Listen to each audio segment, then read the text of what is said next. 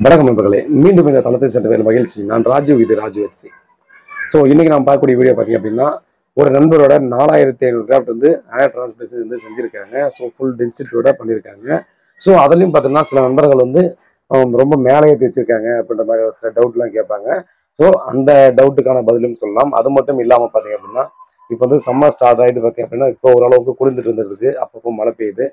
But இந்த வெயிலை சமாளிக்கிறது எப்படி அப்படின்ற மாதிரி பார்த்தீங்கன்னா நிறைய பேர் கஷ்டப்பட்டு இருக்காங்க. அதே போல பார்த்தீங்கன்னா பயத்தோட இருக்காங்க. ஸோ அதுக்கான வீடியோ முழுசும் பார்க்கலாம். வாங்க வீடியோக்குள்ள போகலாம்.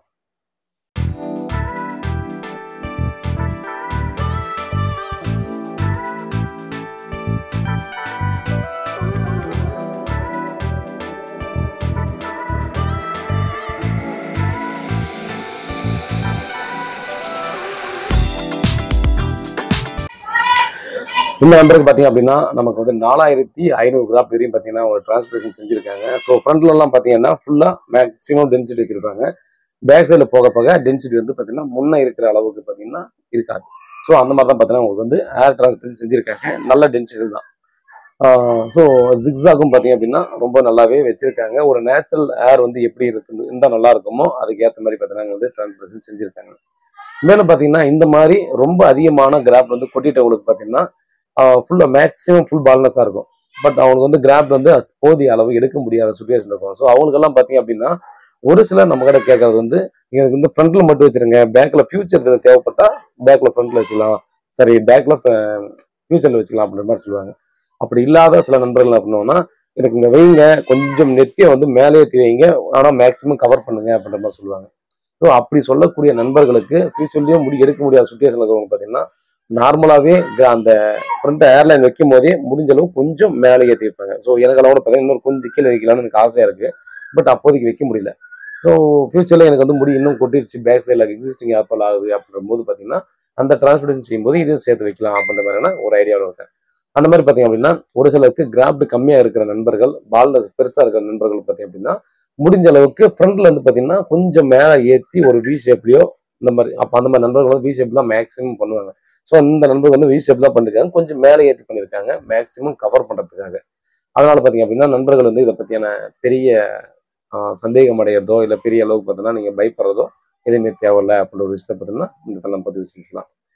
அடுத்தா பார்த்தீங்க அப்படின்னா நமக்கு சம்மர் வந்துச்சுன்னா பார்த்தீங்கன்னா நண்பர்கள் எல்லாரும் பயந்துட்டு இருப்பாங்க. பிரதர் என்ன பிரதர் வந்து கேப் போட்டு வேலை செய்கிற இடம், ஹெல்மெட் போட்டு வேலை செய்கிற இடம், இல்லை நம்ம வந்து வெயில் அதிகமாகும் போது பாடி டெம்பரேச்சர் அதிகமாகுது, அப்படிங்கிற பட்சத்தில் பார்த்தோம்னா வேற ஏதாவது பிரச்சனை ஆகுமா அப்படின்ற மாதிரி பார்த்தீங்க அப்படின்னா நிறைய நண்பர்கள் வந்து ஃபீல் பண்ணிருக்காங்க. ஸோ உங்களுக்கு நான் சொல்லக்கூடிய அட்வைஸ் என்னன்னா, வெயிலோட தாக்கம் அதிகமாக இருக்கத்தான் செய்யுது. பட் நீங்கள் என்ன பண்ணணும்னா, நீங்கள் வந்து ஃப்ரீயாக இருக்கும்போது இந்த ஒரு காலையிலேருந்து ஒரு ஆஃப்டர்நூன் வேலை செஞ்சுட்டு ஆஃப்டர்நூன் டைமில் பார்த்தீங்க அப்படின்னா ஒரு பிளைன் வாட்டரை நம்ம வந்து பார்த்தீங்கன்னா தலையில் வந்து நம்ம ஊற்றி அந்த வேர்வை வராமல் தடுக்கிறதுக்கான ஒரு என்ன வழியோ அதை வந்து பண்ணணும். ஸோ டெய்லியும் வந்து ஷாம்பு போட்டு தான் குளிக்கணும், வேர்வை அதிகமாக சுரக்குதுன்றதால பண்ணணும் அப்படின்ற மாதிரிலாம் இல்லை. ஷாம்பு பொறுத்தவரைக்கும் பார்த்தீங்கன்னா வாரத்தில் 2 டைம் நீங்கள் வந்து ஷாம்பு போட்டு குளிச்சாலே போதும்.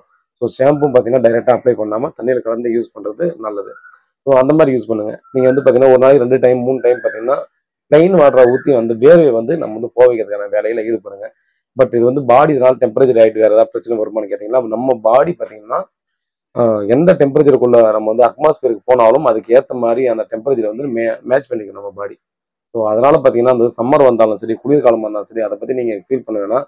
என்ன ஒன்று, நம்ம வந்து பார்த்தீங்கன்னா அந்த உள்ளுறுப்புகள் அதிகமாக அந்த ஹீட் ஆகிற மாதிரி பார்த்துக்காதீங்க. முடிஞ்ச அளவு பார்த்தீங்கன்னா நம்ம வந்து சுடுதண்ணி குடிக்க ட்ரை பண்ணுங்க. நிறைய பேர் பார்த்தீங்கன்னா நமக்கு அந்த குளிர்ச்சியான தண்ணி தான் குடிப்பாங்க. நீங்கள் தான் எனக்கும் சேர்த்து எல்லாருக்கும் பார்த்தோன்னா அந்த மாதிரி தான் மனசு கேட்கும். ஸோ இந்த வெயில் டைமில் குளிச்சா சில்லுங்கிற மாதிரி குடிச்சிங்கன்னா நல்லா இருக்கும்னு நினைப்போம். பட் அது வந்து உள்ளுறுப்புகளோட சூடை இன்க்ரீஸ் பண்ணிடும். ஸோ நம்ம பாடியோட டெக்னாலஜியே பார்த்தீங்கன்னா ஒரு இடத்துல ஒரு கூலிங்கான ஒரு லிக்விடை உள்ள அனுப்பும்போது அந்த கூலிங்கை மேட்ச் பண்ணுறதுக்கான ஹீட்டை ப்ரொடியூஸ் பண்ணும்.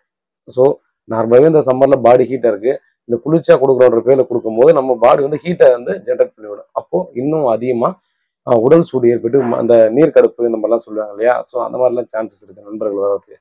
அதனால முடிஞ்ச அளவுக்கு நீங்கள் எப்பப்போலாம் முடியுமோ அப்போல்லாம் சுடுதண்ணி குடிங்க. ஸோ நம்ம ஹீட் வாட்டர் குடிக்கும்போது நம்ம பாடி வந்து இனிஷியலாக பார்த்தீங்கன்னா ஒரு சூடு திடீர்னு போகும்போது அந்த இடத்த குளிர்ச்சி ஆக்கிறதுக்கு ட்ரை பண்ணும். அப்போ வந்து உள்ளுறுப்புகள் வந்து குளிர்ச்சி அடைய ஆரம்பிக்கும். அதனால பார்த்தீங்க அப்படின்னா நீங்கள் அந்த மாதிரி ஃபாலோ பண்ணீங்கன்னா ரொம்பவே நல்லா இருக்கும். வேற ஏதாவது டவுட்னா வாட்ஸ்அப் பண்ணல, கால் பண்ணுங்க. லாங் ஹெச்என்எஸ் ஏர் டிரான்ஸ்பிளேஷன் ஹாஸ்பிட்டல் பார்த்தீங்க அப்படின்னா ஹேர் அண்ட் ஸ்கின்னுக்கு எல்லாத்துக்குமே ட்ரீட்மெண்ட் பண்ணிட்டு இருக்காங்க. ஸ்கின்னுக்கும் சரி நம்ம வந்து பார்த்தீங்கன்னா ரொம்ப அட்வான்ஸ்டான எக்யூப்மெண்ட்லாம் வச்சு பார்த்தீங்கன்னா அங்கே ட்ரீட்மெண்ட் பண்ணிட்டு இருக்காங்க. ஸோ கன்சல்டேஷன் ஃப்ரீ தான். நீங்கள் எப்போனாலும் போய் நீங்கள் எத்தனை கிளினிக்கில் கன்சல்டேஷன் பண்ணாலும் பிரச்சனை இல்லை. இங்கே ஒரு டைம் கன்சல்டேஷன் பண்ணுங்க.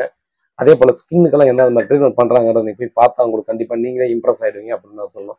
ஏன்னா அந்த அளவுக்கு எக்யூப்மெண்ட் பார்த்தீங்க அப்படின்னா காஸ்ட்லியான எக்யூப்மெண்ட்லாம் வாங்கி போட்டு உங்களுக்கான ட்ரீட்மெண்ட் எல்லாம் பார்த்தீங்கன்னா சின்ன சின்னதாக பார்த்து பண்ணுறாங்க. டிரான்ஸ்போர்டேஷன் பார்த்தீங்கன்னா நம்ம வந்து ஆரம்பத்துலேருந்து எந்த டெக்னீஷியன்ஸ் இருந்தாங்களோ அதே டெக்னீஷியன்ஸ் தான் ஒரு பர்மனன்ட் ஸ்டாஃப் மாதிரி பார்த்தீங்கன்னா அங்கே வந்து ஒர்க் பண்ணிட்டு இருக்காங்க. அதனால பார்த்தீங்கன்னா நீங்கள் டிரான்ஸ்போர்டேஷன் சம்மந்தமாக பார்த்தீங்கன்னா ஒரு துளி கூட நீங்கள் வந்து யோசிக்க தேவையில்ல. நீங்கள் வந்து பார்த்தீங்கன்னா ஃபுட் அண்ட் அகாமடேஷன் எல்லாமும் ஃப்ரீயாக கொடுக்குறாங்க. கிராஃப்ட்டுக்கு 10 ரூபா மட்டும் தான். இன்டர்ன் சார்ஜஸ் எதுவுமே இல்லை அப்படின்ற ஒரு விஷயத்த திரும்ப நேரத்தில் பதிவு செஞ்சுருக்கேன். வேற ஏதாவது இருந்தால் வாட்ஸ்அப் பண்ணியில் கால் பண்ணுங்க. பதில் கேட்டுருக்கேன். உண்மையாக நேர்மையாக கொடுங்க. நன்றி.